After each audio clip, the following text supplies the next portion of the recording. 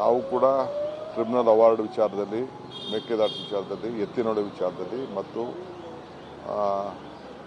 Upper Bhadra ಯೋಜನೆ ಮತ್ತು ಮದಾಯಿ ಇಷ್ಟನ್ನು ಕೂಡ ಕಳಸಾ ಬಂಡೂರಿ ಇವೆಲ್ಲ ಕೂಡ ಪ್ರಸ್ತಾವನೆ ಮಾಡಿದ್ದೇವೆ. ಅವ್ರಿಗೆ ಮನವರಿಕೆ ಆಗಿದೆ, ಇದು ಪ್ರಯಾರಿಟಿಲಿದೆ ಅಂತ ಅಂದ್ಬಿಟ್ಟು.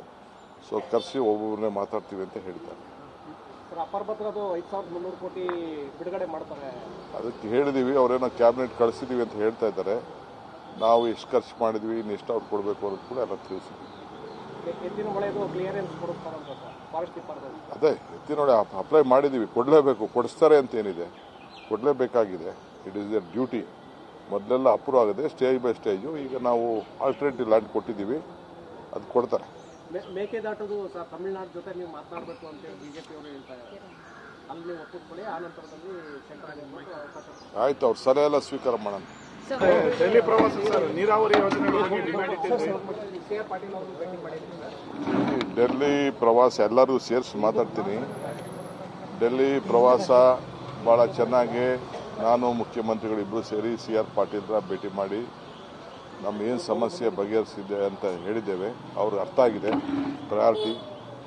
ನಾವು ಕೂಡ ಟ್ರಿಬ್ಯುನಲ್ ಅವಾರ್ಡ್ ವಿಚಾರದಲ್ಲಿ, ಮೇಕೆದಾಟು ವಿಚಾರದಲ್ಲಿ, ಎತ್ತಿನೊಳೆ ವಿಚಾರದಲ್ಲಿ ಮತ್ತು ಅಪ್ಪರ್ ಭದ್ರಾ ಯೋಜನೆ ಮತ್ತು ಮದಾಯಿ ಇಷ್ಟನ್ನು ಕೂಡ ಕಳಸಾ ಬಂಡೂರಿ ಇವೆಲ್ಲ ಕೂಡ ಪ್ರಸ್ತಾವನೆ ಮಾಡಿದ್ದೇವೆ. ಅವ್ರಿಗೆ ಮನವರಿಕೆ ಆಗಿದೆ, ಇದು ಪ್ರಯಾರಿಟಿಲಿದೆ ಅಂತ ಅಂದ್ಬಿಟ್ಟು. ಸೊ ಕರೆಸಿ ಒಬ್ಬೊಬ್ಬರನ್ನೇ ಮಾತಾಡ್ತೀವಿ ಅಂತ ಹೇಳಿದ್ದಾರೆ. ಅಪ್ಪರ್ ಭದ್ರದು 5,300 ಕೋಟಿ ಬಿಡುಗಡೆ ಮಾಡ್ತಾರೆ. ಅದಕ್ಕೆ ಹೇಳಿದ್ದೀವಿ, ಅವರೇನೋ ಕ್ಯಾಬಿನೆಟ್ ಕಳಿಸಿದ್ದೀವಿ ಅಂತ ಹೇಳ್ತಾ ಇದ್ದಾರೆ. ನಾವು ಎಷ್ಟು ಖರ್ಚು ಮಾಡಿದ್ವಿ, ಇನ್ನು ಎಷ್ಟು ಅವ್ರು ಕೊಡಬೇಕು ಅನ್ನೋದು ಕೂಡ ಎಲ್ಲ ತಿಳಿಸಿದ್ವಿ.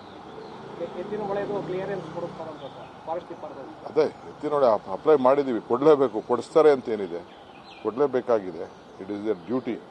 ಮೊದಲೆಲ್ಲ ಅಪ್ರೂವ್ ಆಗಿದೆ ಸ್ಟೇಜ್ ಬೈ ಸ್ಟೇಜು. ಈಗ ನಾವು ಆಲ್ಟರ್ನೇಟಿವ್ ಲ್ಯಾಂಡ್ ಕೊಟ್ಟಿದ್ದೀವಿ, ಅದು ಕೊಡ್ತಾರೆ.